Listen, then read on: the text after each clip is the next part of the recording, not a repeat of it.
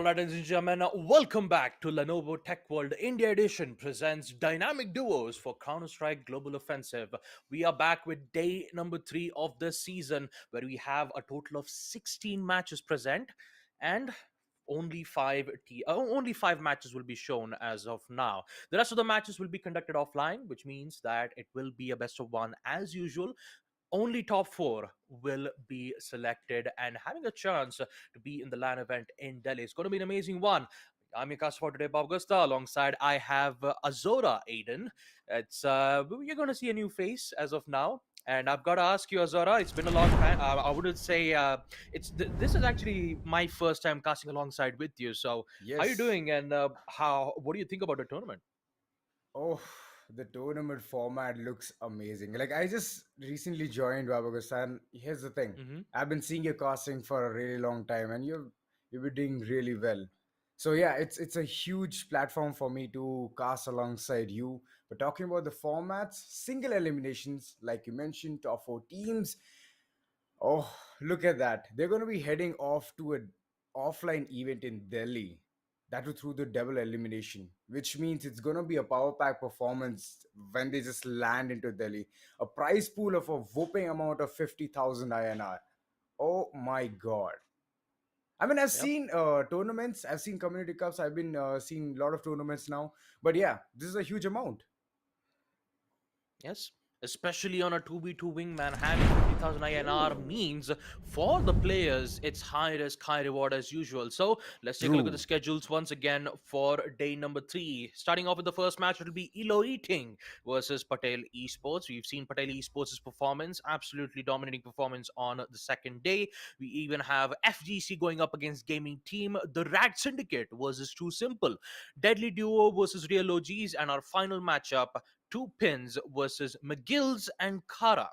It's actually an interesting name Ooh. because it's actually a really great name though. But all in all, I'm very excited to see that out of total of 100 teams competing in this tournament, now we are back with a total of 16. So 16 into 2. I'm actually really bad at math, so I'm just going to go with a total of 16 matches, which means that we don't have a lot of we don't have a lot of teams yet. I mean, slowly but True. surely we're going to reach all the way down to top 4, and that top 4 teams will be in the LAN event in Delhi, which will be a huge thing for them because they also have a safety net, double elims, double elimination. So if they lose their first matchup, they still have a chance to come back in the lower brackets. And I mean, just by securing the top 4 is definitely a big thing for these teams. True. I mean that sight or a relief when the teammates get what, double eliminations. Even if you screw up the first map, you can go ahead and uh, go for the other teams, wrestle with them, come up, emerge victorious over and over again. But yeah, why to take those risks when you know your aims are gonna hit right? You know when you're gonna capitalize a place really well. So yeah, that's one thing, Babagasta, which I guess all the teams should know, and they need to give their 100% in the initial phase itself. Mhm. Yep. Now, as we take a look at the map veto once again, Lake is banned as usual, and Cobblestone will be the map being picked from both Patel Esports and Elo Eating. Let's not forget single elims, best of one. The winner of this will proceed into the next phase of round number 8. So let's not waste any time and jump right away with match number 1. It's Patel Esports on defense, Elo Eating on attack. So let's proceed with the pistol phase itself. 2P250s followed up with flashbangs and decoy. Currently, we will see the T sides only having one utility, and it will be very precious. Decoy? Actually, no, it's not a decoy, it's a flash. That will block some certain lines of sight. Information will be given, not Quake. Once again, Oh, beautiful shots from Goran all the way towards Chicken Coop. And with the information being given on the bomb, it will be a very difficult situation for Iz to secure this 1v2 because his information has already been given from the P250, oh, but a good headshot could put himself back up on a major oh. deficit. Oh, good shot too from the P250. 2 kills, and we will see Elo Eating starting things off by winning round number 1. Ooh, there was some quick shots. It was just like a showdown 1v2 scenario. But yeah, Ace just played it really well. He held those angles really well. And wow, what a performance by him. But yeah, coming down to round 2. It's again the same scenario, but a really nice Lil I can see in the hands of Element X. There's some element of surprise over here, Augusta.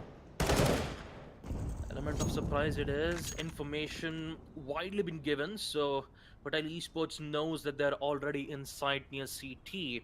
The only thing the only thing that they could do right now is just the element of surprise, or maybe play in post plant. Unfortunately for Patel Esports, they don't have any utilities, no smokes, no flashes, only Oh, pure gunplay. Unfortunately, both of their location will be given away. And I kind of like how Elo Eating are, currently playing. They're just playing side to side instead of holding both players holding long angles. So even if true. one of the players do ended up getting in a trade out, you still have the other team to trade in back. So this whole matchup will be heavily relied on trade games, and if Patel Esports keeps losing those trades, then I'm pretty sure that Elo Eating might come very strong in the first half itself. Okay, it's just a glass cannon scenario over here, Babagasta. Look at Not Mhm. Quake. He has that op in his hand. He's just relying sheer on his aim. If he connects, he connects. If he doesn't, I hope he doesn't, because it's not gonna look good for him. Talking about this round, they are currently just playing sneakily, gonna be heading into side B. Reaches, exchange some shots, but Gauran, he's having one corner. Element takes one kill over here. Not Quake is out of the scene. Gauran is only with 6 HP. He's gonna still be able to clutch this. Amazing round from the side of Patel Esports. They somehow managed to clutch it with mere 6 HP. Yep, 6 HP remained, and Goran stayed strong on map Cobblestone. This is definitely the round that they were looking for. Because this was True. bonus round from Elo Eating, and now they just continue to go on Oh! towards the aggressive. Easy, my goodness, what a peek and a shot right through the head. And now Gorong, he's all by himself once again. He has smokes to at least give him some good amount of cover, forcing Elo Eating to have less amount of information, so he will be in the good positioning. But unless and until one of the players gets traded Ooh. out, instant info will be given. So Gorong needs to be very precise with his shots. For Mas, there you go, utilities being used, flashes. Oh! Won't be able to get the shot, an element just checking corners everywhere to make sure that the whole side is clean. And Elo Eating, they are progressing the side very closely and cautiously. I mean, they do have an upper edge here, Baba Gasta, because you know the pressurizing situation when the plant is down from the side of terrorists. So it's like a very pressurizing situation, and that just cut shorts the edge from the CT side. Even they will be well equipped, but yeah, they need minimum 10 seconds to just defuse the bomb because they don't Folks, only a dig and a dream to put this even. match back on track for True. Patel Esports. Only 50 seconds, so Elo Eating, they're using a lot of their precious time, and their location will be revealed very quickly. Now this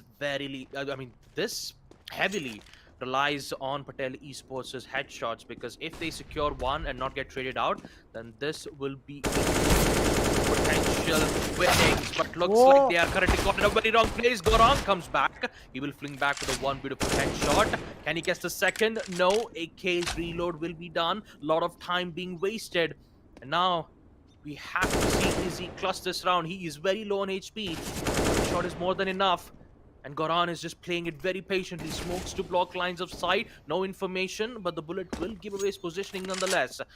All the way towards Fountain. Not a lot of time left. Oh, through the smoke. He sees the player all the way towards the chicken coop, and with that Elo Eating, they're just reading Patel Esports like a book. That's right. The way they're gunning each and every person down, it is just one heck of a sight to see.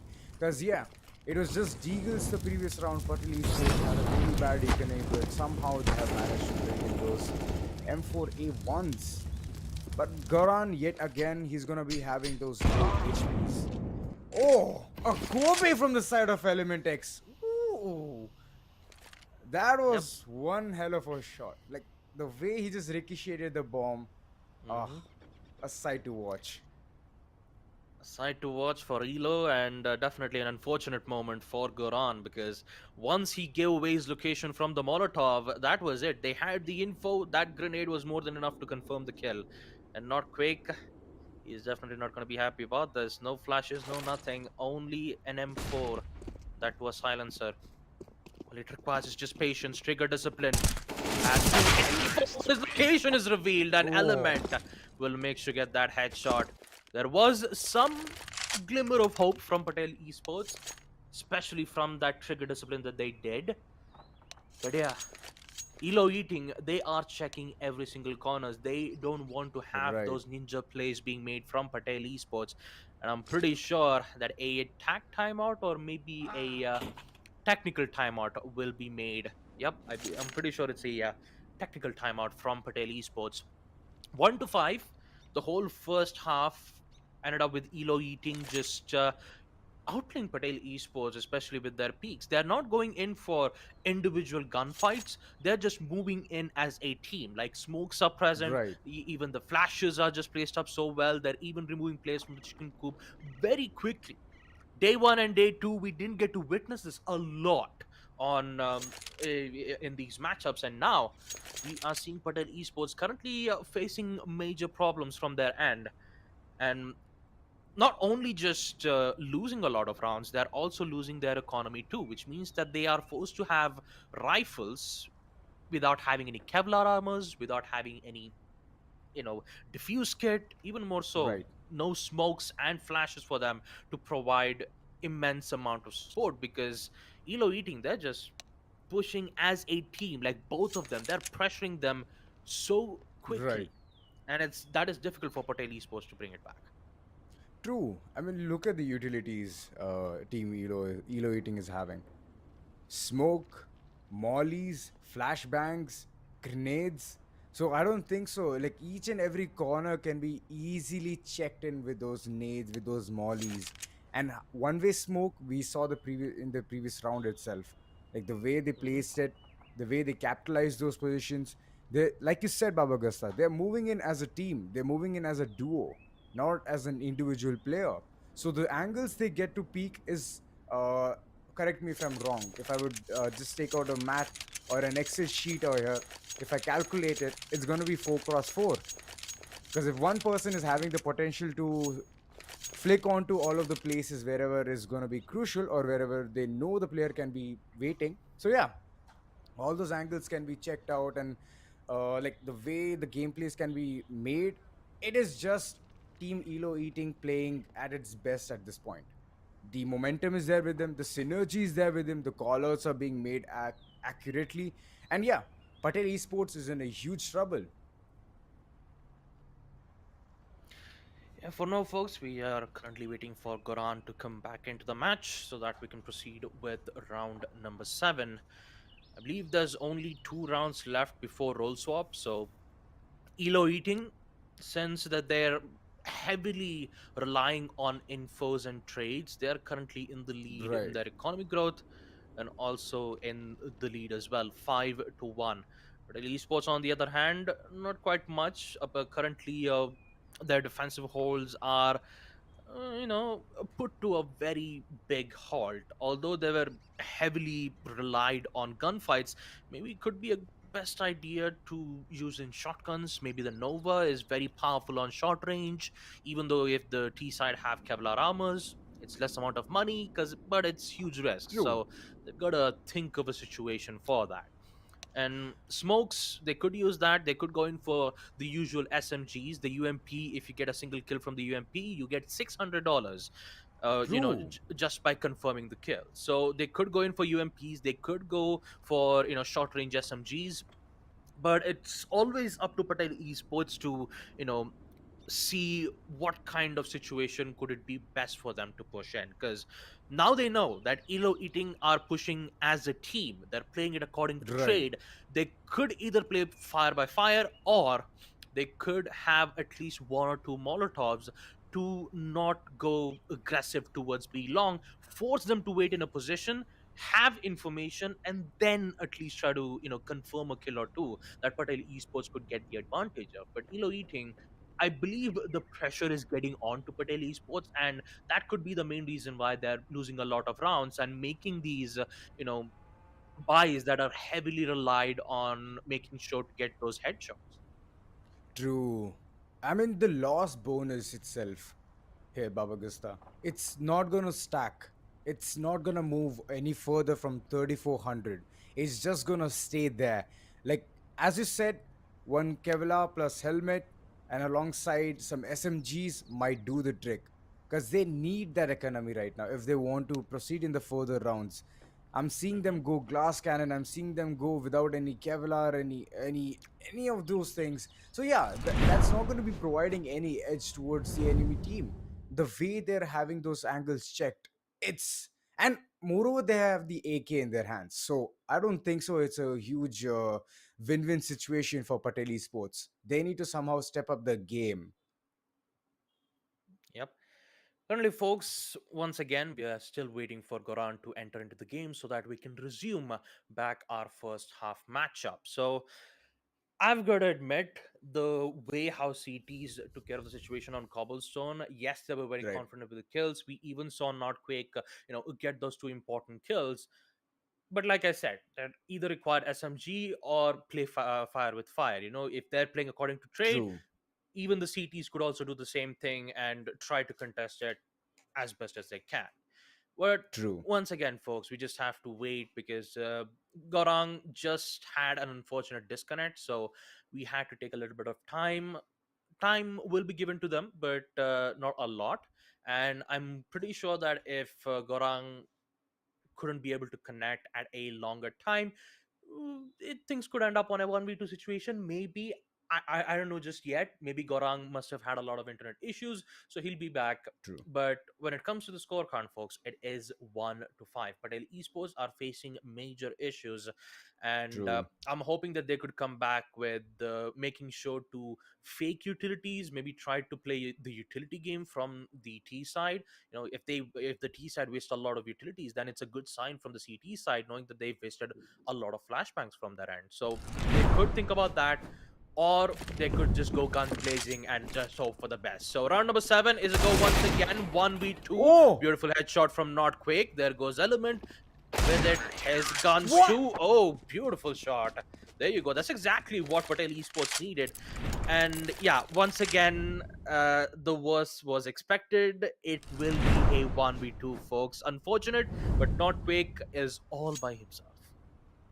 Oh, the way he played the previous round, Baba Gasta. I don't think so. He need a teammate. He's just going guns blazing with those deagles, hitting those one taps, suits, shots, and oh, Elo eating. They would have felt the impact. They would have felt that ground and pound which we were talking about from the side of Patel Esports. But yeah, 1v2 scenario, AKs in both the sides. Which AK is gonna be emerging victorious? Because one side it's only one person who's gonna be spraying and praying, but the other it is gonna be a perfect trade game. Even if they play it in that way, they're still gonna win this Babagasta.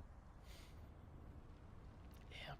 But also, for Notquake, having info is exactly what they want. So a minute footstep sounds or maybe the usage of utilities could help him predict, or should I say understand their locations properly, and not quick making a Ooh. huge decision of going all the way towards aggressive, which means that he will heavily rely on post plant.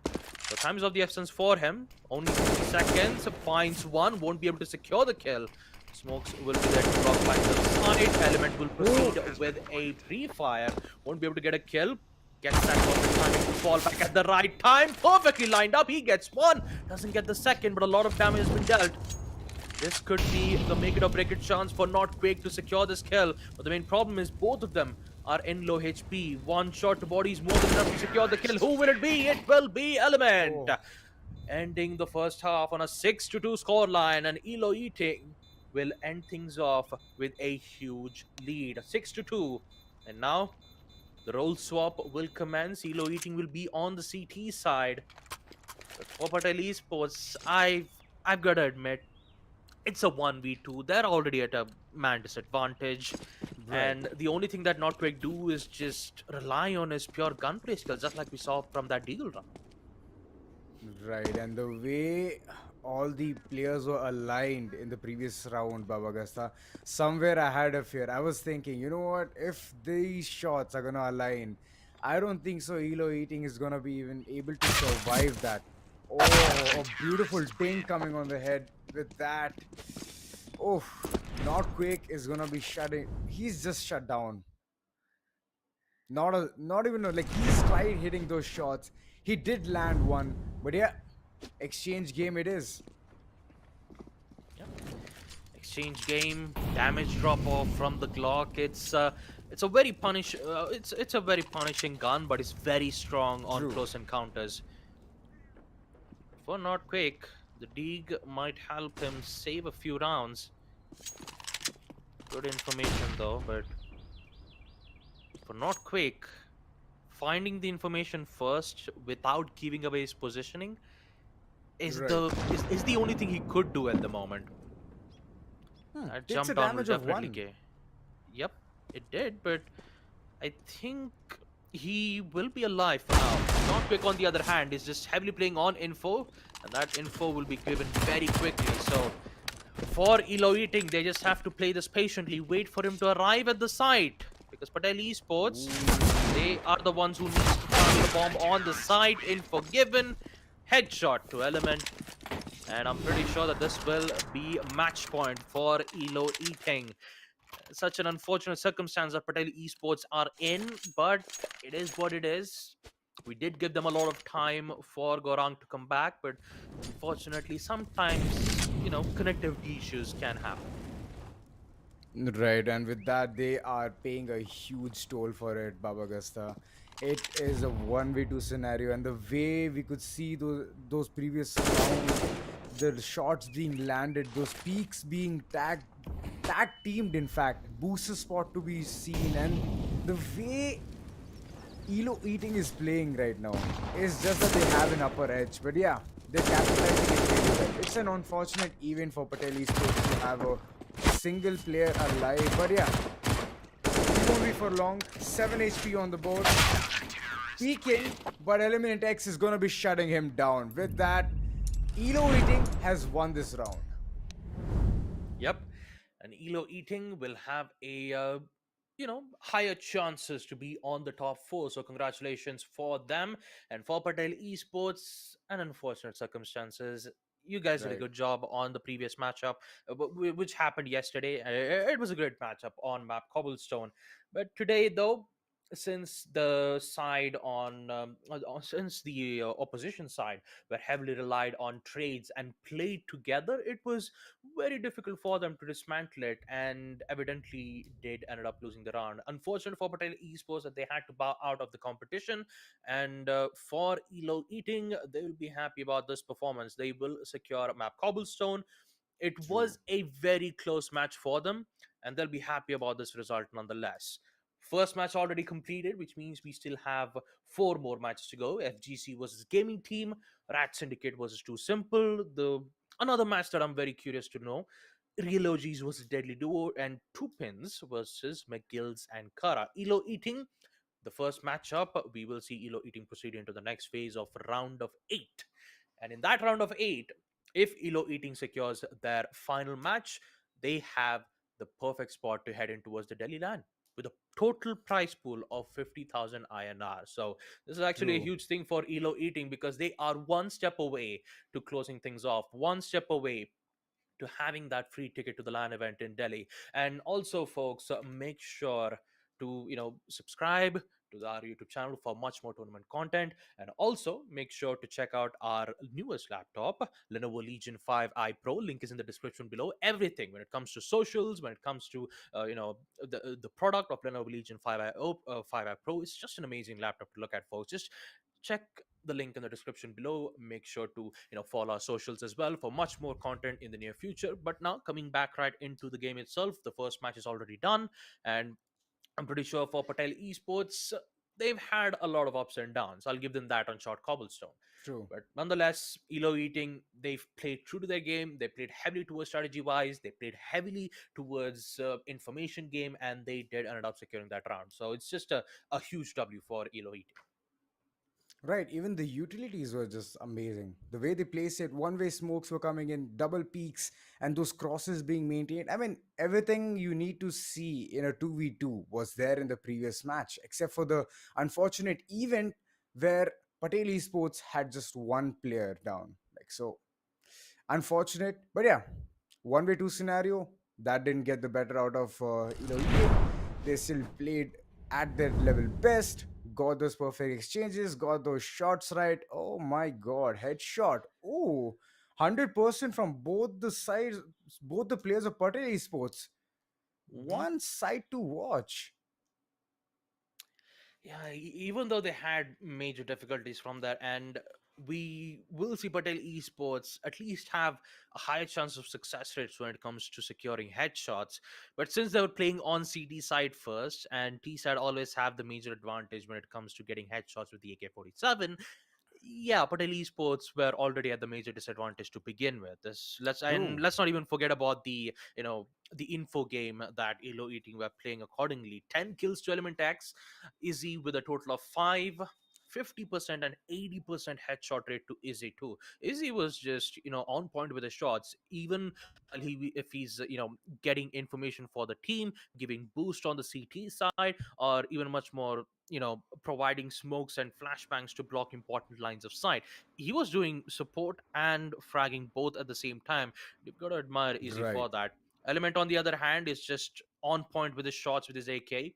78 ADR, 67 ADR.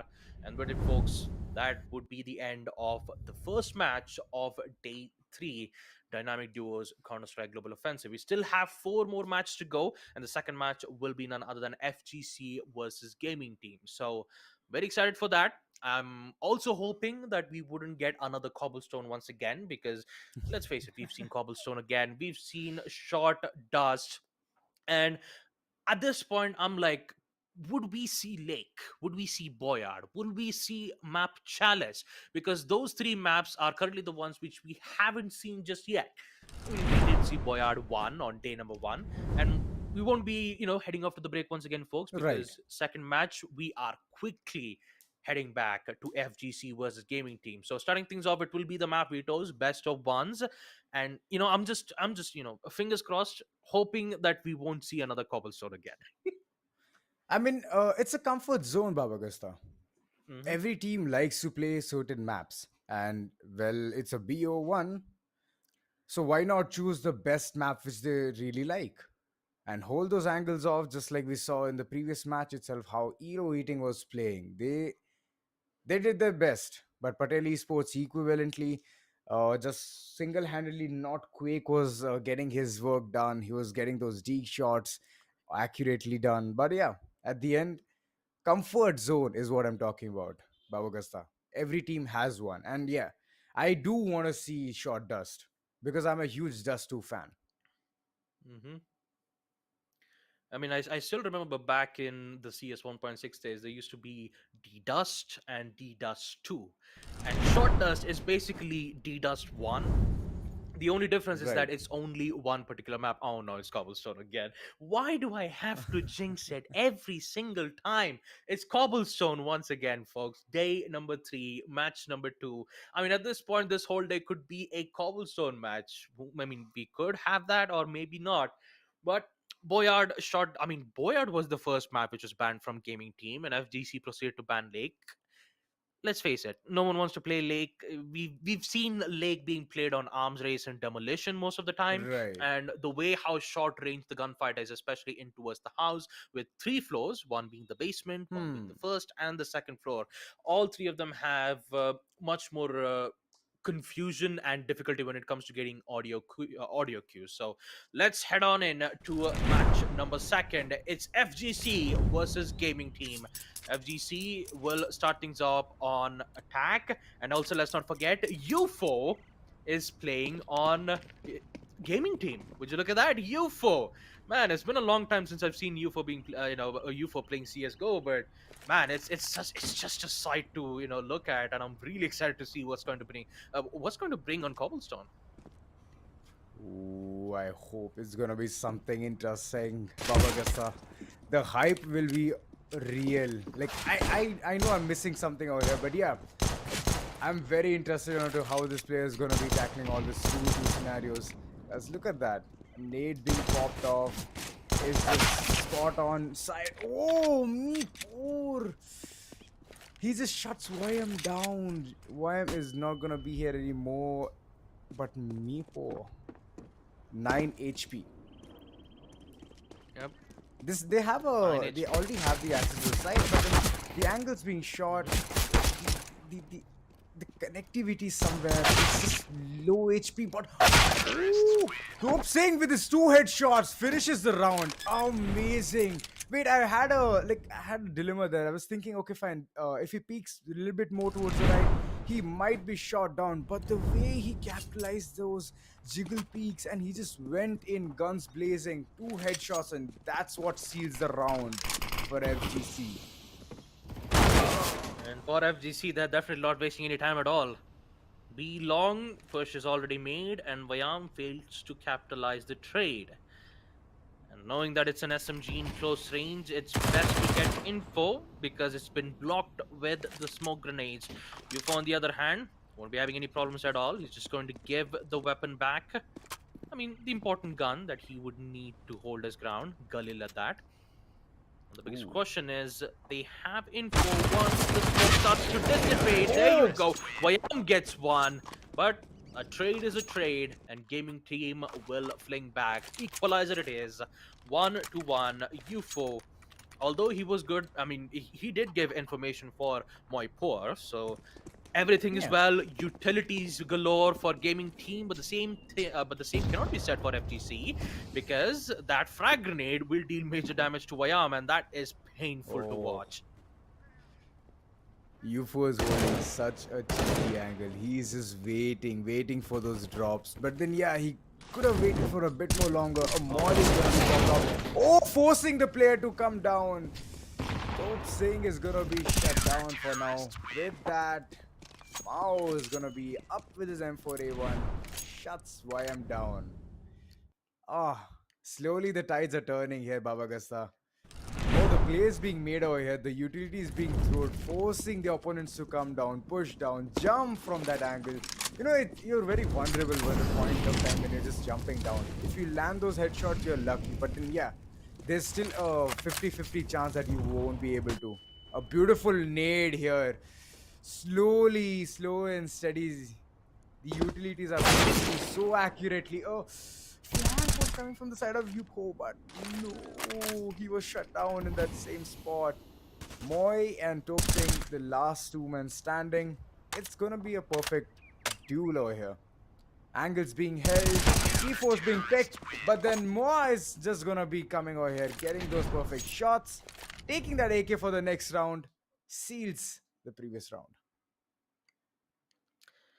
All it requires is just info, C4 being picked, and next thing you know, no info at all from FGC. Unfortunate. Here comes UFO. Shot grenades galore. Oh. 2 kills. That is UFO, folks. Gaming team. Just beautiful. Just beautiful to watch. Grenades, Molotovs, just UFO knows how to hold his ground in LT, man. It's just so beautiful to watch. And again, if this grenade lands and deals major damage to Vayam, in which it does, forcing him on very low Chips off. HP, higher chances to secure 2 body shots at that too. Pop flash won't be able to secure the shot too. Unfortunate that he will miss that opportunity. Once more flash to see whether he's going to flash UFO away. Oh. No, he's going to fail that 1 second. UFO is unstoppable, folks. 5-1. He is unstoppable right now. And Moipur on the other hand is like, you know what? You take care of LT, I take care of B long. We'll just work hand in hand. You use whatever utilities you want. And FGC on the other hand is like, how can we deal with this? Grenades utility has been using non-stop. They're wasting a lot of time. And for FGC, once the molly comes to dissipate, they would only have a minute left. And UFO, he has no fear at Oh, all. My God, look at him. Just no technically an fear. ace, He's like, yeah, I Babagasta. know that there's that. Yeah. I mean, this is the second time we're seeing two 2Ks. And yeah, you're absolutely right. It is an ace already for UFO. 50 seconds and Top Singh, and it's just he has utilities. He could use it for maybe flashes and Right. grenades, but I'm pretty sure that UFO expects it at this moment. He knows that once he throws the grenade, his location will be given away very quickly, even if it's a pop flash. Here you go. UFO Oh. patiently waits. Topsing on the other hand, I can see the fear that he has, but no, he actually gets it. This is looking good. 20 seconds left. He just needs to secure one kill, and that is more poor. Smokes blocking lines of sight, but that ends up in a one-way. Oh no, that's not gonna look good. Information will be given, but Mopo still has the opportunity. Topsing, very low on HP, secures the kill. 6-1. We've seen Topsing's performance on day number one, just great when it comes to securing kills, but this time knowing that they're going up against players from VLT, it is definitely a tough one, but at least a good thing too, because they're definitely having a fun time too. I'm pretty sure FGC, they could learn a thing or two from UFO True. and Mapur, because the amount of no fear sense, no fear game sense that they have. And I'm pretty sure, is that UFO coming in from the flank? Yes, he is. Don't tell me he's gonna go in for the knife. No, no knife. Just securing the kill. He doesn't want to give away. He just doesn't want to use the knife yet. But come on, I actually want to see the knife being made. Oh no, UFO. That is definitely gonna hurt. But in the end, Moipur is here to save the day. 6-1. Actually, 7-1. FBC are currently in a major deficit. Second half, they'll be on a CT. And I've got to admit, the amount of the performance that I see from U4 is just such a breath of fresh air. I just love the utilities. I just love the weapons that they use, man. True, and that too, he was using the terrorist side most of the time. Most of the time. And look at Moy. The way he's pouring all of his bullets down on the enemies, it is one hell of a sight to watch because this rush was just so accurate. He knew a player might be holding on to fountain area. He just knew the statue place is gonna be guarded, and the way he just rushed in with those Glock shots, amazing round, and he just sealed it. Shotgun to hold that drop, Baba Gasta. Shotgun to hold that drop. But yeah, Yep.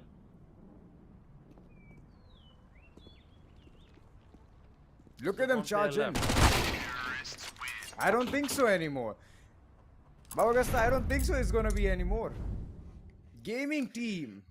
Man. What a round, back to back. The way they had the momentum. Oof, UFO. I mean, the hype was real. Hmm.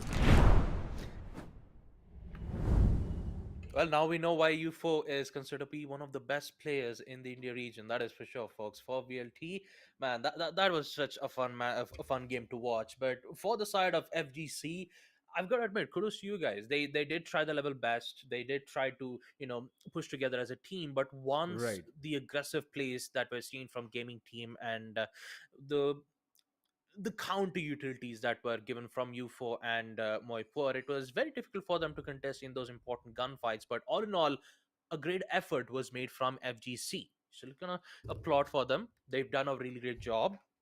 But True. all in all, when it comes to a high stakes competition, winner takes all. And unfortunately for FGC, their journey comes to an end. Gaming team, on the other hand, they will be in round of eights, which means they also have a chance to be in the Delhi LAN. Super excited, and they really cannot wait, because not only do we have UFO, we also have teams from Reckoning Esports, we also have team from Enigma Gaming. So it's gonna be a wild tournament in Delhi LAN event, that's for sure. But yeah, all in all, FGC, great attempt, good plays. We've seen some, great shots being made from Top Singh. But True. again, credit where credit is due. But for FGC, they have to bow out from the competition. Gaming team, on the other hand, powerful play, powerful presence, powerful all the way from starting to end. True, even the utilities, oh my god. Every single time, grenades, mollies, forcing the opponents to drop down, somewhere giving them, the option to either burn or just drop down and die. So it was just one side to watch. And the way gaming team just capitalized each and every scenario, it was one heck of a one trip ride, I could say. But yeah, overall, 9-1 scoreline on the board. Oh ho ho, Moy with 10 kills. 10 kills, Baba Gasta, and UFO 9. I mean, they were going neck to neck. Yeah, double digits for Moipur. I mean, he was there for the trade game nonetheless. I mean, if UFO goes down, Moipur is still there. He'll at least be able to clear things out without facing any issues in the side True, itself. And then Top Singh and Vayam, they did all they could. But once again, it was just difficult to contest with those gunfights, especially the grenades from UFO that's been true, dealing major damage to them, forcing them on 50 to 25 HP. Very difficult, especially when you're trying to contest in those 50-50 gunfights, because once you throw that true, nade and that grenade connects, that 50% goes all the way to 0 to 100%. And UFO had 100% win range when it comes to those gunfights because of those important true. utilities. So we'll take a quick break and we will be back with match number 3, which will be Rat Syndicate versus Too Simple. Don't go anywhere.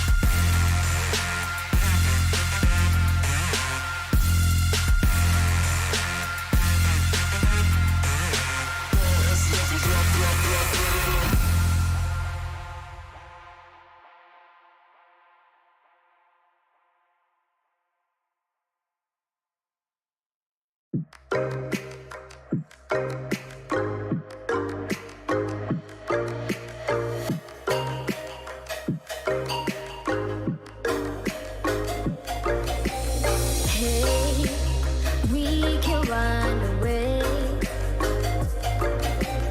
You say you want to. You wanna go back, wanna go back.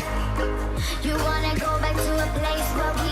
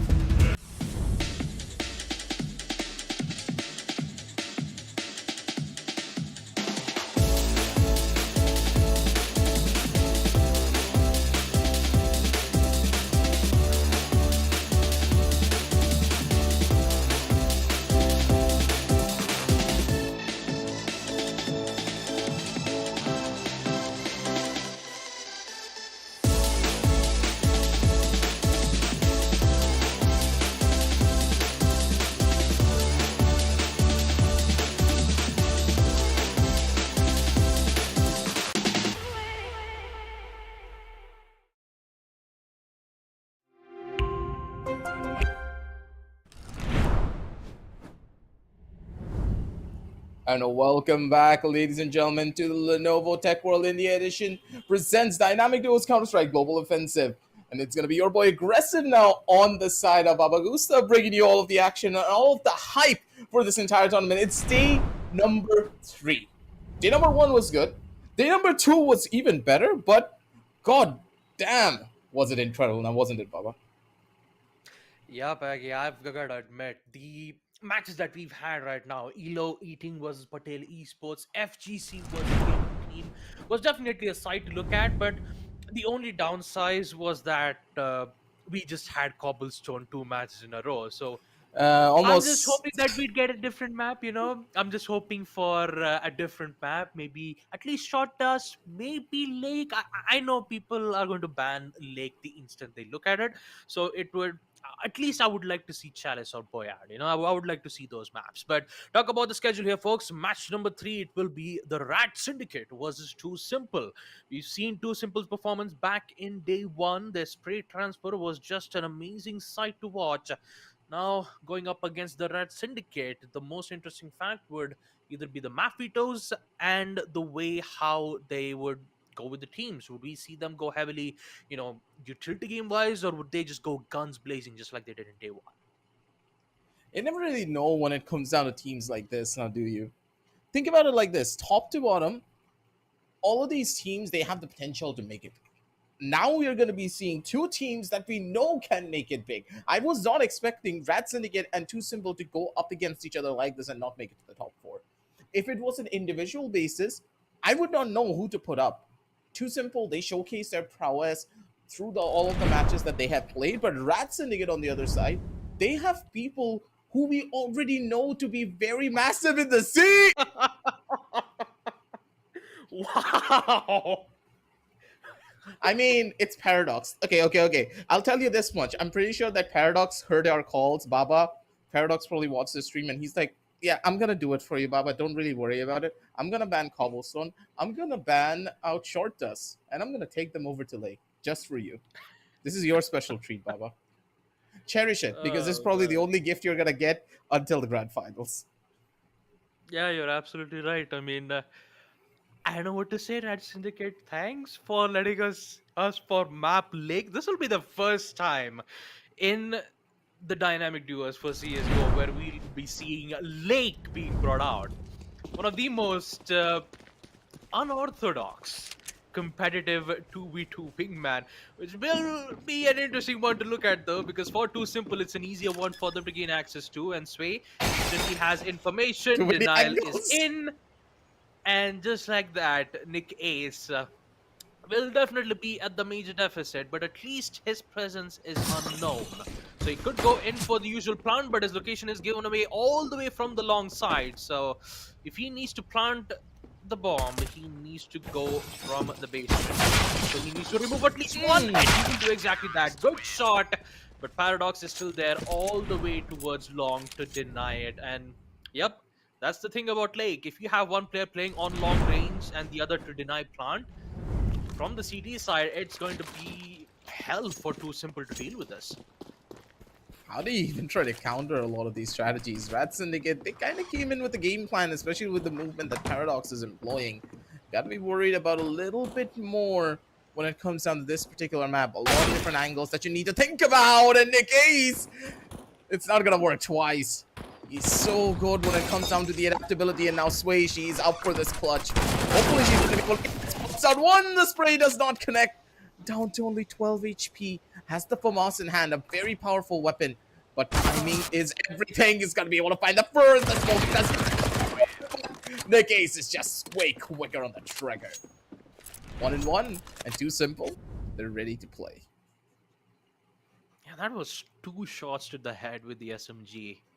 And still Sway survived while ending up securing that kill. It was just... whew. Close encounters once again for the Rat Syndicate. Simple. Their shots are looking so pristine right now. And Sway once again at a major deficit. Smoke block back inside. Oh no! Sway! Oh man. That's a Nico that moment just right there. spells trouble, man. That's a Nico That just moment. spelled trouble. Yep.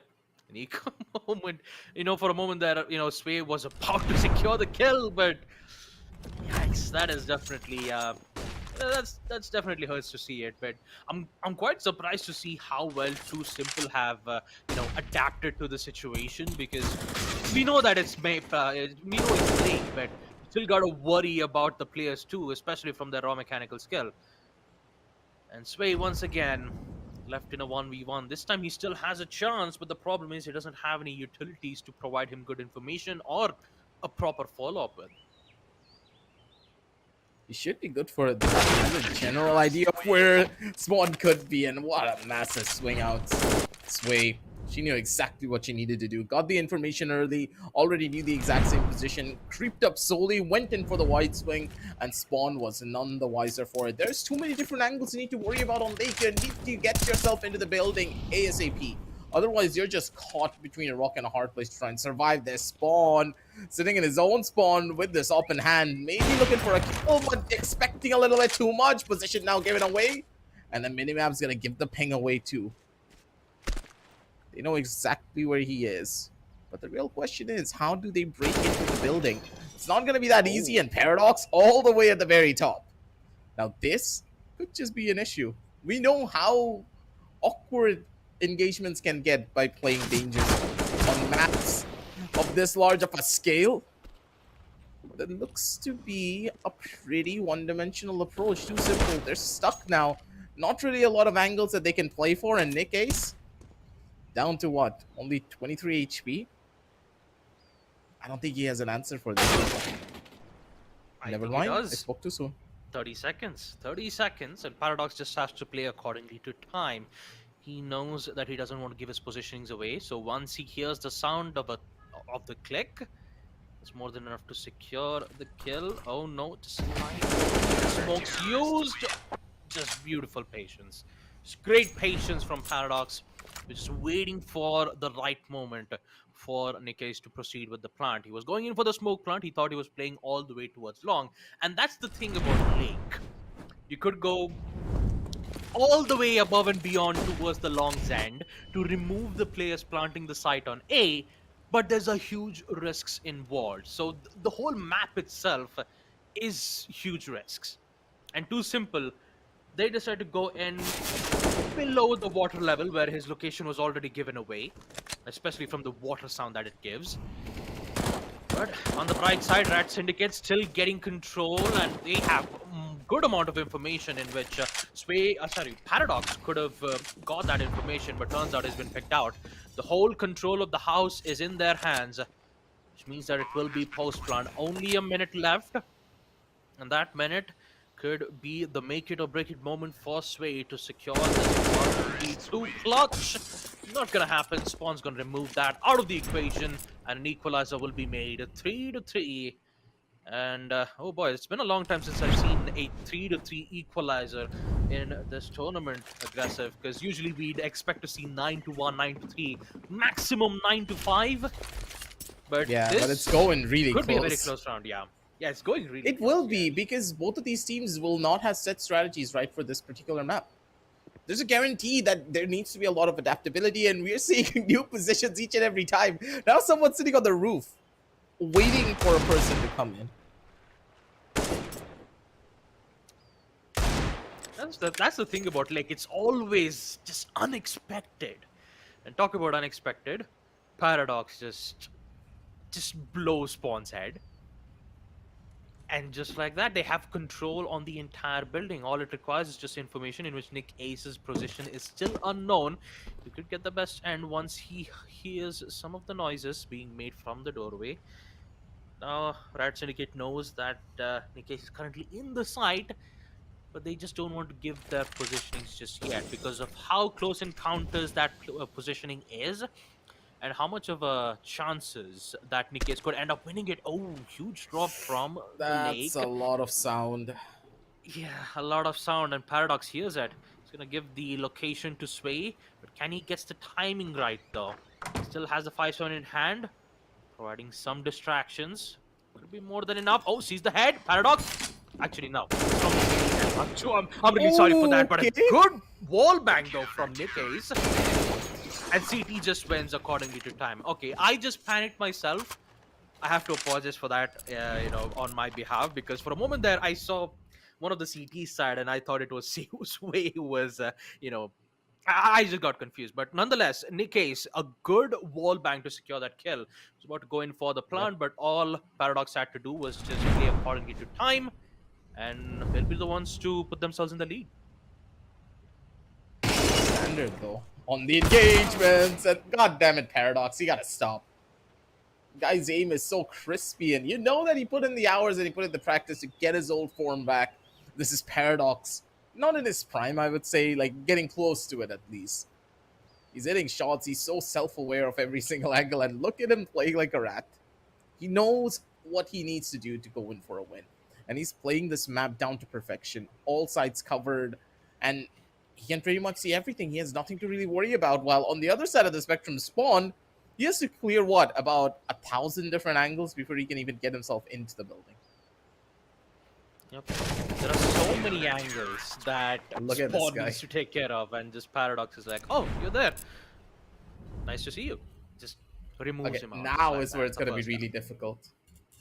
Yep, because it will be Rat Syndicate going on attack, so it will be a difficult choice for them, but we just have to wait and watch, see how this pistol round goes out well for them, because time is of the essence, and they have to secure post plant no matter the consequences. So they only have two choices. One, they would either remove two of the CT side or just force them on a post plant, in which they're going to do exactly that. Paradox. My God. Who needs strategy when you have aim like that? What the hell? Yeah, he's just solving the paradox equation. That's what's happening. It's just he had I some mean, the minor equation was part of he just had some minor mistakes with the equation. Now he's just he got it all set up in the second half, and now he's like, all right, I'm about to wake up and choose violence. Seems as though Sway's gonna choose violence too here. But I do believe she's gonna be careful enough not to die out a little bit too early. Paradox waiting for the different corners that he could expect. Timing is everything here. Not really finding the angles. Paradox has the flank. And beautifully done. Look at that pincer. Paradox from the top side while Sway is wasting time from the bottom. The strategy was perfect. And the members of Too Simple were none the wiser. Because they couldn't kill Sway. They should have just pushed her and then found the kill that way. But they were afraid that Paradox was right close by for a trade. But instead, Paradox opted to go in for a flank. The Rat Syndicate. It seems as though they had a game plan set before they even got into the game. This point is just Way securing his first prey, removing Nikkei's off the play. But still, you gotta be careful, Spawn. Still a 1v1 though. With the Galil in hand, Spawn has the upper hand when it comes to weaponry, but the SMG is very That rhymed powerful for in a close reason. range gunfights. That actually did rhyme. I actually just rhymed all three in just one word. Yeah, grenades galore. I mean, they have grenades and Molotovs. He could use it to his best advantage. Maybe a smoke, but he's trying to get some information out of this. Spawn, on the other hand, playing it very safe. He's going to hear the plant. Plant it is. Info! And there it so is. where Sway? Just flicks, and he swishes. Match point. 8-3. You can tell that this is much more of an experience differential. We know how good the members of Too Simple are, but this map just has them stumped. If you haven't played this, if you're not expecting people to go up on this particular map, you are not going to have fun. Sway again, readjustment was perfect. Nikkei is completely caught off guard. And that's been the case in a lot of these different situations. The members of Too Simple, they just don't have an answer to what the members of Rat Syndicate are bringing down to the table. They're getting dropped each and every time. Their bodies now littering the floor. And with Too Simple, with their last man standing being Spawn, he has the world on top of his shoulders now. To get this clutch is to keep yourselves alive in this tournament. There are still no more second chances. You either go big or go home, and Paradox is going to be the one to send him back home. Too Simple are now out, and Paradox and Sway, they move it down forward. Beautifully done. Yep, beautifully done. They will be at the round of 8s, and once again, Just one more barricade to just plow through and secure the top four spots in the Delhi LAN event. It's going to be huge, though, folks. And also make sure to check out our socials on our descriptions, and make sure to check out the laptop from Lenovo Legion 5i Pro. Everything is in the link in the description down below. Go ahead and check it out. But yeah, talk about the third match itself. Man, amazing match. I just loved.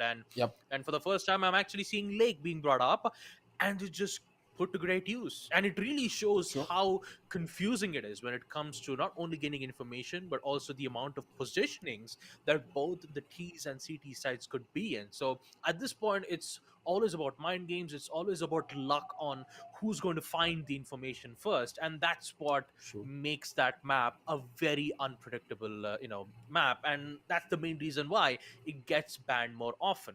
And usually, when you see maps like Cobblestone and Short Dust, it's always linear. You don't get to see Yep. the usual maps like where it has three floor stage, where most of the players from the side of CT can just be on the roof and just get every single information towards the side, all the way from CT to T. That's the thing about Lake. It's unpredicted.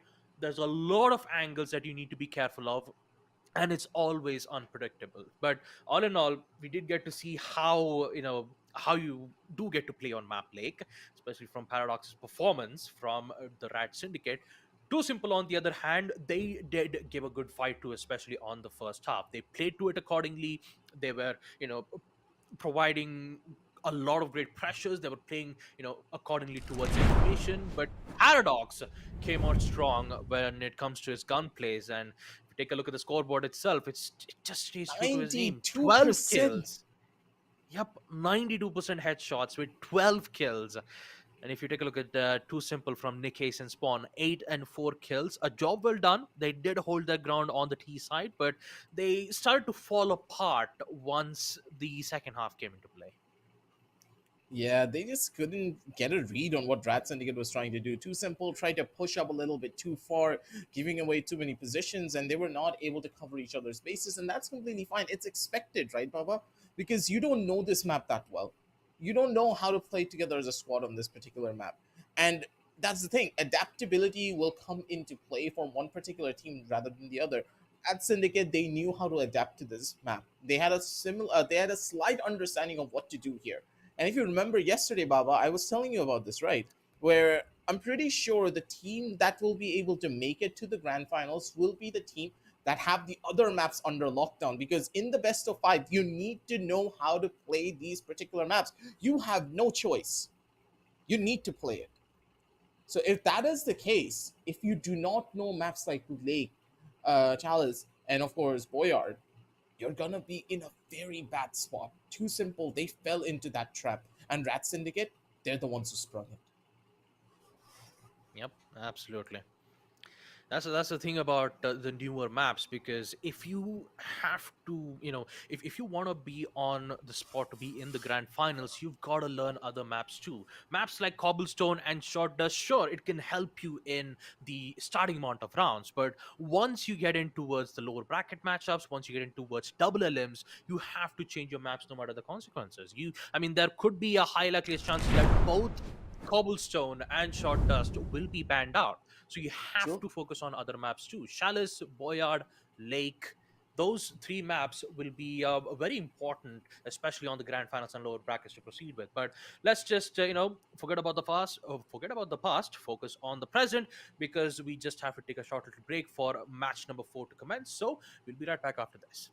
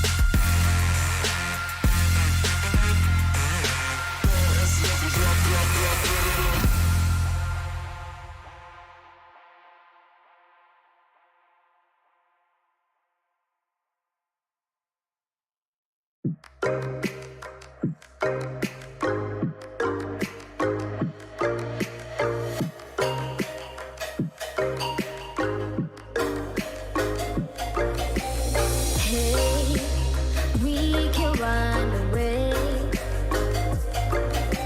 You say you want to. You wanna go back, wanna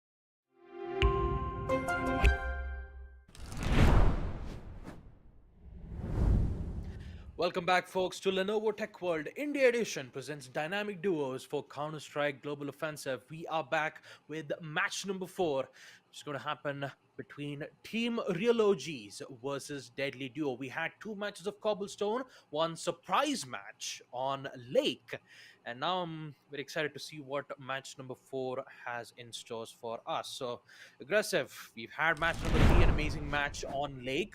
As we take a look at the schedule once again, we've had a total of 3 matches as of now, and we are going ahead with match number 4. Real OGs versus Deadly Duo. What are your thoughts about this? We haven't seen both of these teams. We saw them on the schedule, right, about like one or Mhm. two times, but sadly, none of their matches were able to play it on stream. But when you think about it, right, they have actually made it through over to the round of 16. So they deserve to be here. It's a guarantee that both of these teams, they know what the hell they're doing on towards the server. And as we head on down over to the map video screen, it's gonna be generalized cobblestone, back to our good old home. And I'm gonna push you into the Mhm. chicken coop and lock you in there for the rest of the day. Oh no, not the chicken coop. I mean anything but the chicken coop. I don't. All right, I'm just making a joke. Don't worry about that, folks. But yeah, Cobblestone will be the map once again for us in match number 4.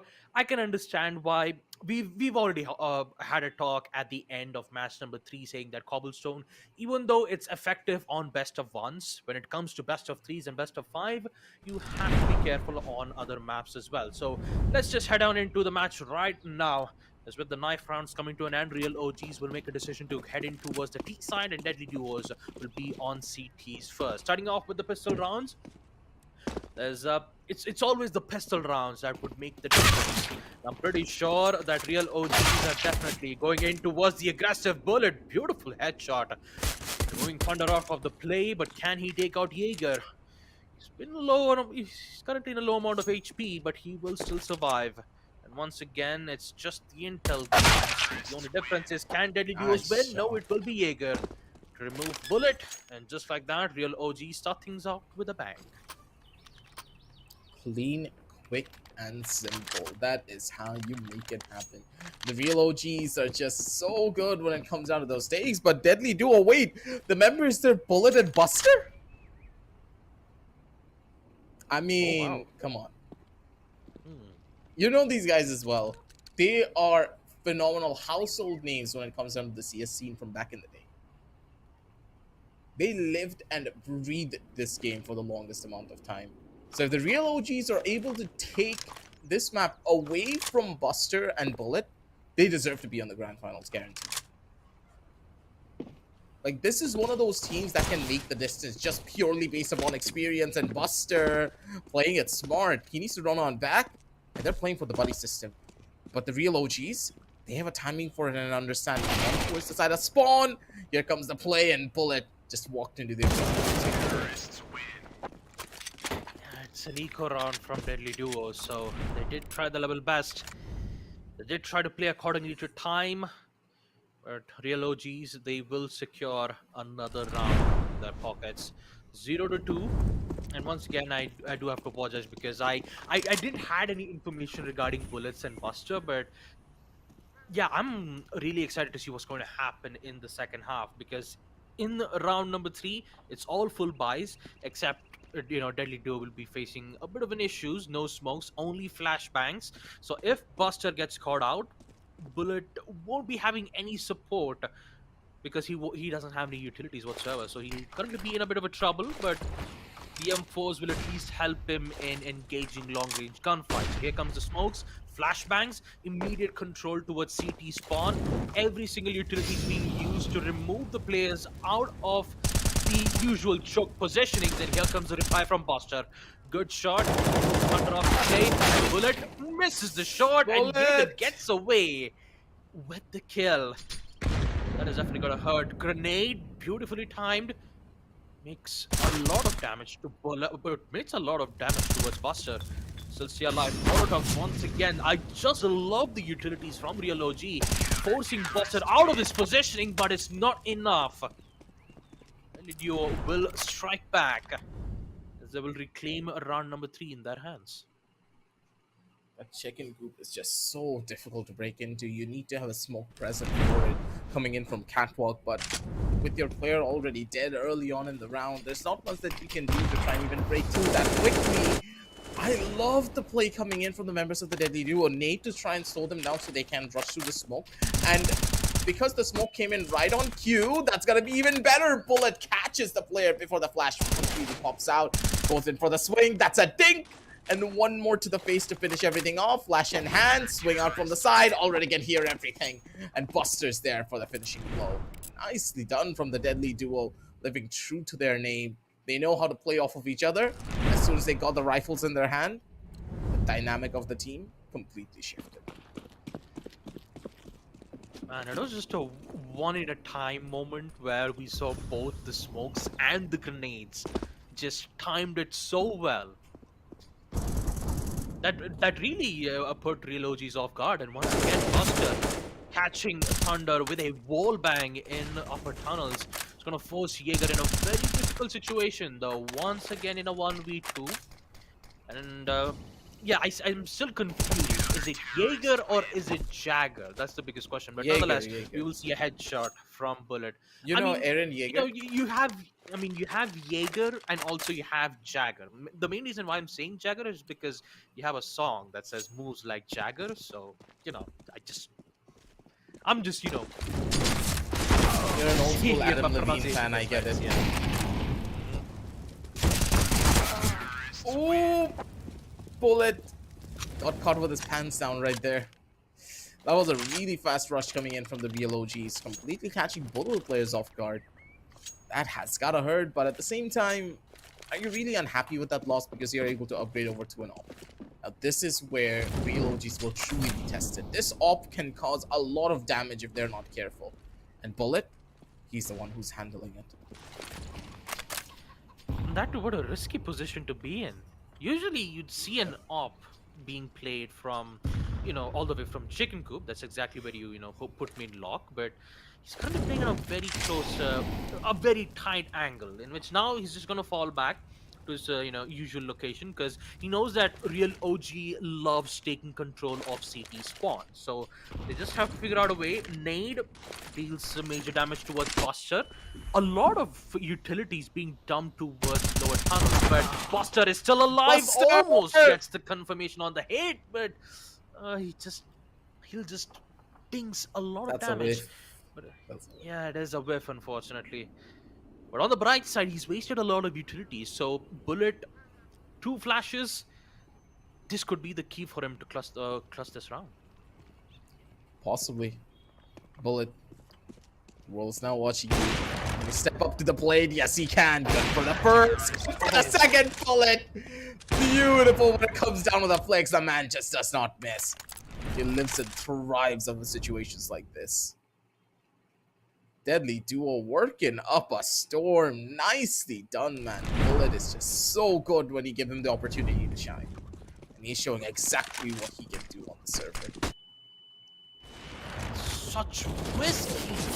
I just love how risky Bullet is with the op. Like, would you really be in that spot? Would you really be in that spot? If you're that confident, why not, right? Yep. Confidence is key. It just brings me back to the Kenny's moments of op plays. It's just love to see their shots. 5-3, second half. Man, real OGs. What's going to be their response? It's gonna be tough to go up against here. Real OGs, they're looking to be a bit more aggressive here on these engagements. Crosshair placement was good, but Bullet's taking a good chunk of damage over from the other side. The dig comes in from the Glock. Sends his aim up into the sky, and Buster's gonna be good for another. It's a 1-for-1 trade. 2, 1 versus 1 on towards the side. The Glock Bullet's not really reaching. Buster's taking so much damage with Buster. Still peeks down and gets the headshot regardless. The man just doesn't care. He's not showing any form of respect. Normally, when you're that low on HP, you want to play it slow. But Buster's like, nope. I'm going to take the fight. I am that confident and ready that my aim is going to be able to shut you down. And with this, they're just going to keep up the momentum and the pacing. Bullet maybe going a little bit too far there on the engagement, and Thunder with the timing is just way better. Expecting the utility to come out, the real OGs playing it so well and understanding what exactly the members of Deadly Duo really love to do. Yeah, but 5-7, such a dangerous weapon in close range. You don't have to worry about, you know, the recoil itself, because 5-7 has great accuracy. The Molotovs, though, didn't exactly what Relogy expected that to happen, and that would force Thunder to contest the lower tunnels. Deadly Duo has that control, but the CZ failed to use that opportunity to remove the player. And once more, it's a good frag. A trade will be given, so Mac 10 will be in his hand up against the silenced Jaeger, who will be contesting long-range gunfights though, because he'll be the one who's going to be having much more advantage on a map like Cobblestone. Smokes will be used, mainly used as a distraction, and could go all the way towards B long, but he needs to be very silent. If he gives away his positioning a single bit, he might end up losing the whole game itself. So unless and until he has the information, it's gonna Oh be my tough. god, that was a flick But Jaeger from Bullet. gets away. Yeah, Jaeger Bullet gets actually away. hit the headshot. Man, Good even god, the that shot with was the really P252 close. was just even the shot from the P250, the way how you saw the CT jump, it went through the log and it did end up winning, but oh, Thunder. Oh man. Tries to replicate exactly what Bullet did. Yep. Ends up getting a headshot with the AK-47. 7-5. 2 more wins required for Deadly Duo to proceed to round number 8. I mean, on round of 8s for tomorrow's match. Still got a long way to go to make this one work out for you. Bullet, look for the flash. The Molly's gonna catch him, but the smoke is placed a little bit too far forward. They can rush on through this Molly as quickly as they would have hoped for, but a lot of angles being already given. Jaeger good for the first, but traded out immediately. Buster with the AK is just a dangerous force entirely. They have to worry about a lot here because now Thunder, he does not have a weapon. He only has a 5-7 in his hand. Good for maybe one headshot at the bare minimum, but even that will be difficult. Buster working around from the back end, and we can already see that Thunder, he wants this FAMAS. But is he going to be able to pick it up? Not exactly. Reload's going to give something away. The flash is going to be good. Swing out from the side, and it's going to be Thunder. So beautiful with the utility usage and the timing. He gets away with it. 7 and 6 in the real OGs. They're putting up a good fight. And honestly, both of these teams, they look to be equally matched. Equally matched, and the stakes is on for real OGs and Deadly Duos. Utilities games are just going so strong, denying the attackers push from B-long with the help of Molotovs and grenades. Will force Bullet and Buster all the way towards the backside, but they decide to go in towards the aggressive. Huge mistake, or is it though?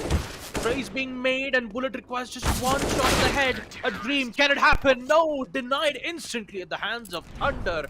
Down under. 7-7.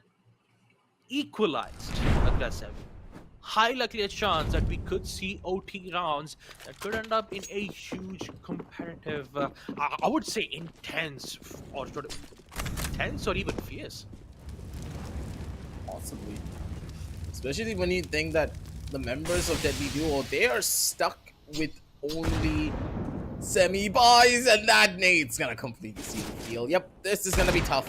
One week to the face is all that they need, and the D is not gonna be that simple to hit. Crossfire is even more beautiful. Thunder's already in position to try and come to save out his buddy. Gotta live through this one. It is a 1 versus 2. The trade could not happen. Thunder is not in place, but the timing is everything! What the hell, Bullet? What are these guys when it comes under their geeks, man? I will never understand this. You have a rifle in your hand and you're missing all the shots. You give yourself a dig and suddenly you're hitting one taps out of absolutely nowhere. Wow, and that shot really scared me, man. Wow, it expected a Huge big headshot like that. But currently for real OGs, they are currently facing a major issues unless and until Oh, this flank is so Thunder good. just No! steals the No, strike. no, no, no, no. No, it does not. Oh no, Bullet gets one. Can he get the second though? He has the info, but the smokes will block important lines of sight. Flashes. He might play the waiting game. That's the push. Oh, he does! What? Bullet missed the jump. Bullet missed the jump. Oh man. The shot! Which means we're heading to overtime, folks. The first time in the series we will be seeing OT on map Cobblestone 8-8. All it requires is 2 wins back to back from either Deadly Duos or Real OGs. And the match is on. All utilities, every single weapons will be placed. All it needs is just one simple mistake from either of these teams that could take advantage of. Let's see what's gonna happen. Nades being used, smokes being blocked, and it's just Deadly Duos who needs to make their next play.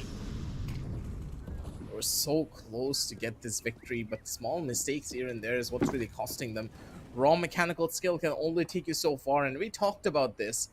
And I do believe that Deadly Duo trying to shave off that rust against a team like the real OGs, it's not really working out as you would have expected. The understanding that they have and the fact that they've been playing constantly, it's what's really giving them that edge. The crossfire is good, but Buster with his aim is just even faster. The shots are perfect, and Buster, the crosshair placement was gorgeous too. They went in for the Really buddy was. system, but Bullet didn't even get a chance to shoot his gun. Yep. That was almost an accidental team kill though, but he is still he's still fine. But there was a slight chances for him to end up in a collateral damage and Bullet. My god, too aggressive, Jaeger! Just hearing the footsteps of a running Mac-10 just destroyed Bullet in just how much? In just 10 seconds? Rolled it down. Buster is all by himself. Won't gonna happen, which means it's all a reset. 9-9. And once again, it's OT number 2. And I'm pretty sure that this is always the exciting ones, you know, the overtimes are always the best ones because you'd never really know whether if Deadly Duo has the advantage or will it be real OGs. And it's so equally balanced in a way that sometimes T's win the map or sometimes it could be Deadly Duo. It always relies on this one specific play. Thunder decides to go in for that spray transfer, but unfortunately it could not. They have the open hand, and so is match point for Deadly Duos. Can it happen, or will Real OGs make a reset? Let's find out. It's gonna be a tough one for them to break into, especially with the CT side being such a breakthrough of an issue. They need to break their way in, and that's a good headshot. That is so much damage already being given. The nades being thrown. Buster's gonna be good for the first. Buster with the spray does not land, but he already deals the damage.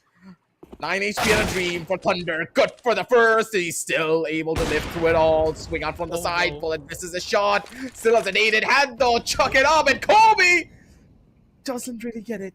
Still has the timing for it though. Has the angle. Has the positioning. Just take out the Glock, buddy. Do a run and gun. Do anything. The opposite. The quick answer here. Just take out the Glock.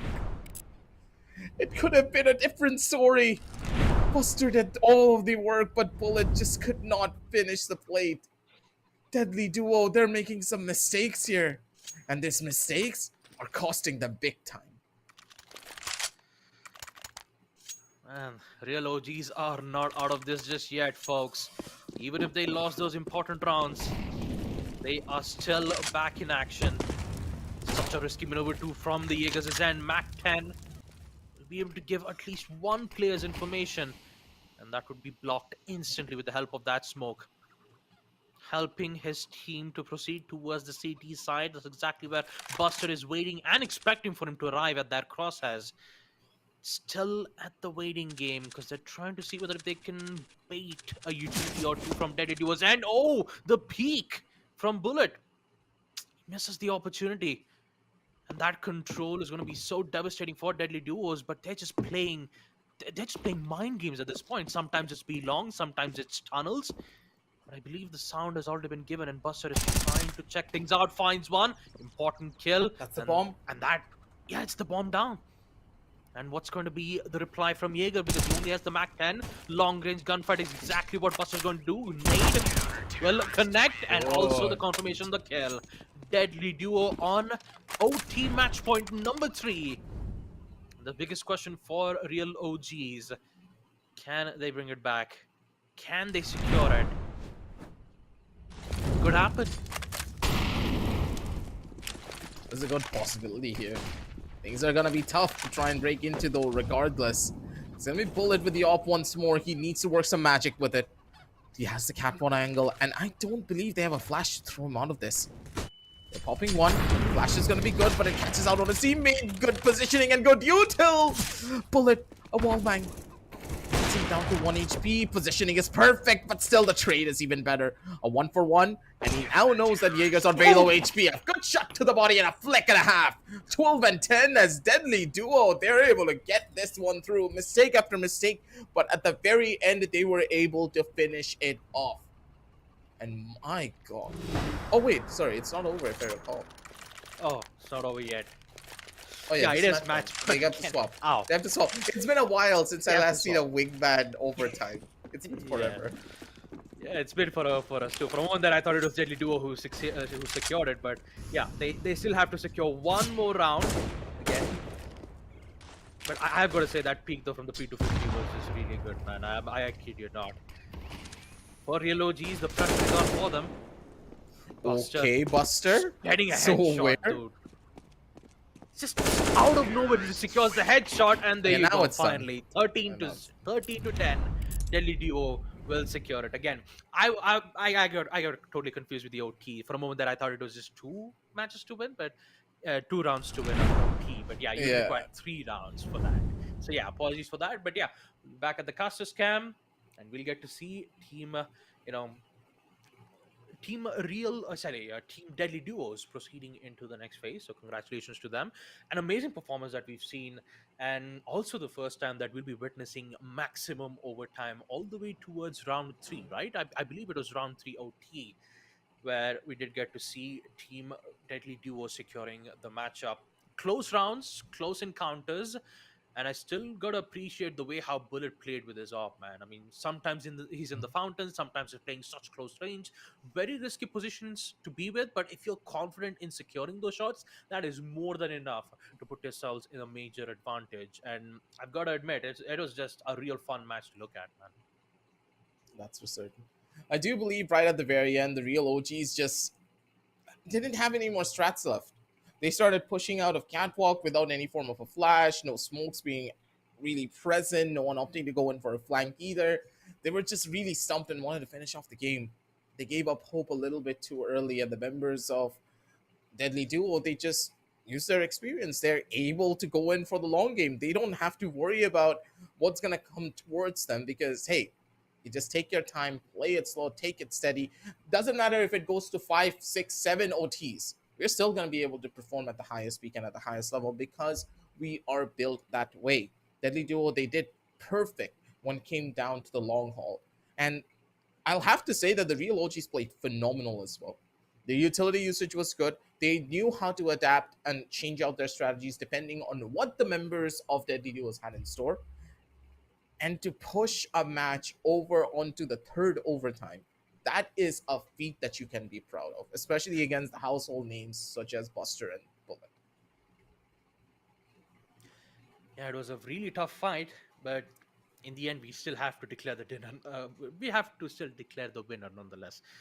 So real OGs, great performance that we've seen from them. Good utility usage too from their end. The grenade was just on point. They were dealing major damage from the single use of utilities themselves. Sometimes a single grenade itself would just put Deadly Duos at major disadvantage. One player's being at 50 and the other being at 75. That are those numbers.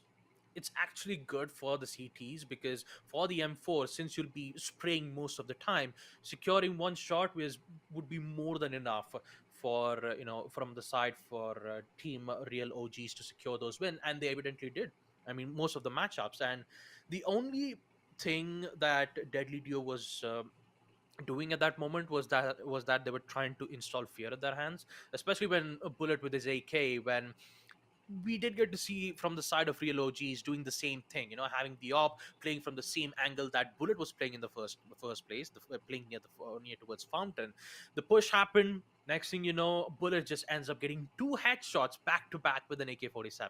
It's just like this literally shows that even if you do play in that similar position, even if you do try to make this imitate or mimic the same plays that your opposition did, there is highly clear chances that the opposition might end up securing those kills with just using some minor weaknesses, because being in that position, you need to know both the ups and downs of that situation, because once you're using the op, if you miss the shot, then the T's can just roam all the way towards B long stairs, where immediately you would not only lose the control, but you can also lose the positionings for a trade as well. So there's a lot that you have to think about. And op attempts from real OGs, I'm not gonna lie, they've done a great job. They did try their best efforts, but in the end, it will be Deadly Duo. Buster and Bullet was just crazy with their shots. I says you cannot wait to True. see on the scoreboard to see how much percentage did we get to witness on the headshot percentage. Let's take a look at that right now. Maybe 80, maybe 90% headshot from Bullet. I believe, yeah, it's actually a little bit 47. less, 47, mainly because it went all the way He was a towards wop. third OT. It was third OT, so since it did ended up on 13 to 10, if it was 9 to 1, 9 to 2, we could have a major increase towards headshot percentage. But this was a very close match. I do have to give a huge applause to real OGs and Deadly Duo, man, both of them. Yep. They both played their hearts out when it came down to this matchup. Buster coming in strong with his experience, but a couple of whiffs here and there, but that's completely fine. You're trying to get yourself back into gear, and right at the very end, they were able to finish off their plate. Deadly Duos, they deserve to go to the big one. And I do hear from our producer that we're not going to be jumping into a break whatsoever. We're going to be going directly to our next game because we were not expecting this to go this long into OT. So we can see Hmm. the schedule right in front of our screens. We got to keep the ball rolling on this one. Two pins versus McGlees and Kara? McGill's. I guess it's McGill's. McGill's and McGill's. Kara. I'm pretty sure McGill's is going to give us the chills that we need, but we just have to wait and watch for the map vetoes and the game to How long commence. were So you yeah, working on we that? have our, I would say just 5 seconds. I mean, I saw McGill's and I was like, yeah, I got chills just by seeing the name itself. So yeah, final match, folks, for day 3 on the Lenovo Tech World India Edition presents Dynamic Duels for Counter-Strike Global Offensive. Two pins versus McGill's and Kara will be the final match, and the next day we'll be able to see the round of eights, where those 8 matches will determine who will be those lucky 4 teams who will have a chance to be on the LAN event, which is going to happen on Delhi, folks. So make sure to stay tuned to our socials. Link is in the description below, and also make sure to check out Lenovo Legion 5i Pro. Everything, link is in the description Down in below. the Go ahead and description. check it out. Everything. But yeah, we talk about match number 5, 2 pins. Currently, I believe there's a coin toss happening right now about who's going on the T side and who's going on CTs, but we still have no idea about the map vetoes, right? We had 4 cobblestones back to back in today. Yesterday was, well, once again, 4 cobblestones, except one was Cobblestones. Boyard, I believe. Yeah, it's just cobblestones everywhere. You just cannot, you just cannot. Whenever you see a stone, it'd be like, wait, that's cobblestone. But And yeah, we yes, just it's got once more yeah, it's cobblestone. it's cobblestone once again. The producer just give You us a know the meme? surprise. But yeah, yeah, Uh, you know the meme where everywhere I go, I just see cobblestone. This is the entire yeah, man. tournament. If I get a total of 6 cobblestones, I would get a furnace. God damn it! But I'm yeah, done. I mean, just I'm leaving just you this here. just straight off, I just like how Tupins just decides to ban Lake once and for all. Just if you just like, we don't want to engage these high ground, low ground potentials. We don't want Lake. Chalice and Boyard, there was slight glimmer of hope, but that was already banned from McGill's and Kara. They just want to go as standard as possible. They don't. They want to go, you know, full guns blazing. So let's see what's going to happen in this pistol round. McGill's and Kara on the T side, and two pins on the side of defense. The only thing that they have to worry right now is to make sure that they get strike in every 8 rounds, or else it could end up being in favor for the T side. Cyclone over on a very powerful position, but the girls, okay, Benzene just so aware of the angles. Casually catches out Kara as he was trying to jump on down. This will be a pretty difficult one to run into here, McGill's. Over from the side, maybe a swing out as well. Could just be able to just get a catch here on the side. Nothing really happening on either end of it. They need to be careful of how they want to approach these engagements. A jump down, 2 pins already in. And McGill's maybe good for one, doesn't really find the shots, and the reposition is going to be perfect. Movement even better. Cyclone shuts him down, and that was a pretty clean pistol round, I would have to say. 2 pins. They're showcasing a lot of discipline. No real forms of over-aggression, and the utility usage, not really there just yet, but we're going to be finding it out. If they are a much more utility-based team, or they prefer their gunfights. Yeah, well, we're watching that right now. Two Mac 10s, one's already been eliminated. Actually, it's from Cyclone who gets that kill. Immediate trade will be given from McGill's, and just decides to not go all the way towards B long stairs because he's expecting Benzene to be in that position. So that is a very risky one. Information will be given, but it's Macton not really that great in long range, so the FAMAS will definitely help him secure those rounds. Two pins on the other hand, they will get 2 strikes. And for McGill and Kara, they will be having a lot of problems on round number 3 because they just bought Mac 10s with Kevlar armor, so they'll be forced with an eco buy in this round. These angles are so good as well coming in from the members of 2 pins. They're playing the close quarter combat, and they are constantly switching up their positions. They're not really giving any form of an indication of where they could be playing. And McGill's and Kara, they're now in a crunch spot. They need to try and find the skip over onto one, but not gonna happen. Cyclone with the flag. They are not even aware of it. So good when it came down to the push. McGill's already gave the information that, hey, both of these players are already trying to fight me over from the upper tunnel. Why don't you just wrap around from catwalk and see if you can get them in the back, right? Walked up the staircase and just found 2 lovely lamps to just come. Beautifully done. Yep, that's going to force McGill's and Kara to expend most of their utilities, Unaware. but ended up failing. Yeah, very unaware. The smokes really did block so much lines of sight, and McGill's and Kara couldn't get a simple amount of information towards the small place that connects from the lower tunnels. And Benzene securing that kill and also having location on C4's whereabouts will put McGill's on a very tough spot, though. Still has 2 flashbangs. He's much more afraid that there might be a player who could, flank all the way towards the tunnels side. But 2 pins are just taking it nice and slow. They don't want to be aggressive. They just want to keep it safe. McGill's finds one. Cyclone was unaware of McGill's What position. was he watching? I'm not quite sure exactly where. I think he was watching towards the stairs instead of watching from the B long entrance. But yeah, it was just unusual. But turns out McGill's also gets the second one too, not facing any issues. I'm guessing that Benzene might have had a disconnect, but yeah, there you go. That was a disconnect, and that's the main reason why you would see them bring in timeout. Apparently, apparently it was Cyclone who had technical issues, so he'll be having a lot of time to come back. He'll be having at least a minute or two to come back and fix the issues, but nonetheless, 2 pins securing 3 rounds on CT. And McGill's and Kara only securing 1, thanks to McGill making an impressive clutch 1v2. Now the biggest question is 2 pins. Since that they've lost this round, they can still buy some M4s.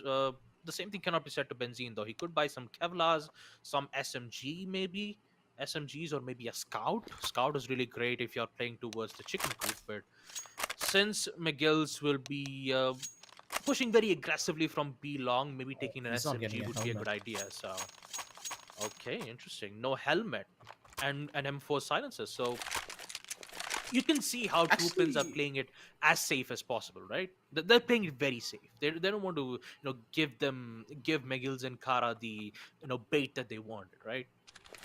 no, it's actually smart when you think about it, right? Why would you buy head armor going up against a terrorist when you know the AK can still do a one-shot headshot, right? It's a waste Yeah, of money. yeah, you're absolutely So right. Yep. technically, you're saving money in that case and able to go in for a stronger buy just by buying the Kevlar only. Oh, he made Yep. noise. And the response will be a Molotov. Cyclone apparently is taking a lot of damage though from the enemy's Molotov, but somehow gets away with the kill. Okay, Cyclone is just he's on a right now. And Benzene. Oh Okay, my god, McGill's. Gills! He gave me the What a chills. man! He sent shivers down my spine. That is for sure, man. 1v1. McGill's. You could say that there is still fight in him left. Oh man, that I did not expect. Op versus an AK. Flashes, smokes, everything is available for McGill.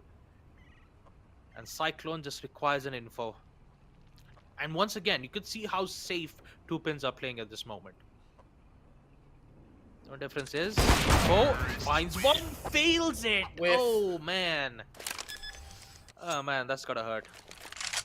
And this is like how the chicken just arrived right into a CT. Maybe he just interacted towards it, but yeah, McGill on the other hand, just beautiful performance from this man right here. 5 kills, 2 back-to-back 1v2 clutches, important ones that will bring McGill's back up on the track in the first half. And this time it's two pins who are facing a major deficit. utility used to just go though regardless. Just need to get this bomb down over into a position. The spray is not gonna be that good. Benzene. He panicked under the pressure. He's not gonna be able to find that one. And for Cyclone, pain and suffering is all that he knows. And that's the timing for one, but the crossfire is just already present. Kara, 3 for the kill. 3 and 3 and 2 pins. They're now under a lot of pressure when you think about it, because on Cobblestone, when you are on the counter-terrorist side, you need to be the ones to rack up those rounds because you don't want to go towards the terrorist side if you're not confident in what you can do. And from what I can see, the members of 2pin, they're not really playing that aggressive and they're playing very disciplined, while McGill's and Kara, they're just in certain situations out-aiming them. And that level of outplay potential, you just cannot quantify. How do you counteract their hyper-aggressive playstyle? You need to use utility to try and slow them down and make them uncomfortable. But for 2pins, they don't have the luxury to go in for utility like that.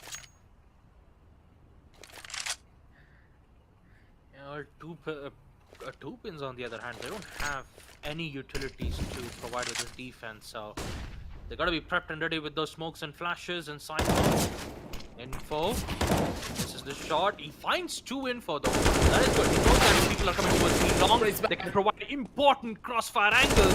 Which McGill is still alive and kicking. My god. Oh man, McGill. This guy is doing it all, dude. Yep. McGill's is back at it again. Just clutches after clutch. But, the same thing can be said with the Molly though, but yeah. Yep, that is gonna cause some problems. Now it's up to McGill's once more to try and maybe find a clutch here. Waiting for an over-aggressive player to push up from the other side, but no one's really giving them anything here. 2pins, they know they did do a little bit of an oopsie from the backup rounds. So now McGill's, he needs to play this one smart. Is he going to be expecting this angle? Is he going to be expecting this fight? Is the real question. Sounds already given away, so we know that Benzene's going to be ready for this engagement. Early on the top side, crosshair placement could be better, but still, regardless, the snap is present. But looking at the movement, flank, it's already open. Flashes are coming out, swing out from the side, and they have the angle under lockdown. It's not going to be an easy fight to take, and McGill's, he knows that he's royally screwed here. Two pins, they need to play accordingly to trade because Miguel's is currently, you know, posing a danger towards two pins in defensive hold. But yeah, finally they'll be able to remove Miguel's and end the first half on a 4-4. So two pins, the way how they played their, defensive hold is that they played very passive, they played very defensively, and the third thing, they were very about their eco rounds. So, most of the time you only saw them bring Kevlars. Most of the time you'd see them, get Kevlar armors. But now it's time for two pins to do the exact same thing that McGill did, and that is in towards the attack, and What? that just ends up with two consecutive headshots. The man just when Leroy Jenkins jumped in and then the other guy. How do you explain that? Will Smith It just was came just out running. oh man. Okay. Okay. All right, McGills. Once again, he could give the Oh, chills. oh, No. no. Oh, Benzine. He just Benzine? flipped. Your wrist okay there, buddy? Do I need to call an ambulance for you? Because goddamn, that was quick. No way, dude. Yes, that was so quick. I mean, at this point, McGill's With the and Kara should Galil. be the one. Yep, with a Galil too, you need two shots to the head to secure those important kills. It turns out Cyclone do it once again. One more. No, he doesn't get it. Kara with an SMG to secure one, and it's Benzine once again. Will he apply benzene to burnt areas towards McGill and Kara, or will it be McGill? No, it is two pins once again. 7-4. Two more rounds required on the side of two pins to secure their matchup in Cobblestone. Boy, oh boy, it's actually fun to watch Benzine and McGill just the headshots galore that we witnessed from the Deeks and the Galil is just so powerful, man, so powerful. Two FAMASas being called out the kills. They have not really gone in for saves, and maybe this could be a and the spray is a little bit off. You gotta be careful there, buddy. Benzine. Spray's gonna cost him slightly there, but Cyclone's there for the trade-off. Nothing really to worry about, right? You got your buddy to back you up. And two pins. God damn, you have to give them credit. As soon as it came down to the terrorist side, they were unstoppable. They just won 4 rounds in a row like it was absolutely nothing. The round just starts and it's already over because that's how quick they're taking the engagements. And that is how smart they are willing to play. A little bit of a switch up though this time around. But this switch up could just be a detriment over from the other side. You need to expect this angle over from the bottom end. I don't think they're prepared no, he for it. That's doesn't. the first. And it's going to be the second. Kara just walks away with both of those kills. Yep. Really need to be careful though, because even though two pins have secured match point, McGill's can still come back if they win 3 rounds back to back. And Benzine, they're not going to take any risk. They will put themselves on an eco round. Only Kevlars, no smokes and flashbangs. And the rest is up to McGill's to, change the course of this map. See whether if it will favor to them. Will we head to OT, or would two pins end things for all? Maybe so. Kara, oh man, I'm thinking Kara is having a technical issue once again from him. So very unfortunate. So Goodbye. unfortunate. Oh man, 1v2 though for McGill. Once again, can he be the savior for this matchup in Cobblestone to put themselves back up on track? We just have to wait and find out. Post-plant it is. AK, powerful weapon on long range. All it requires is just one shot to the head. Both of them. One of them only having a Tech 9 and a Deagle. So there is still a chance for McGill to secure this 1v2. He needs to arrive very close. Damage has been dealt. So is the Tech 9 rushing towards the fountain. And Benzine finally gets his compound. The chemical compound. The final match completely done and dusted as we get to see two pins proceeding to the next phase. And unfortunate for McGill's and Kara, as they had a lot of technical issues from their end, but I mean, you had to continue no matter what happens, right? So Yeah, it's true. unfortunate to had happened, especially on match point timings, but we will end another map of Cobblestone in a 9-5 scoreline. Impressive performance being made from Two Pins and McGill's.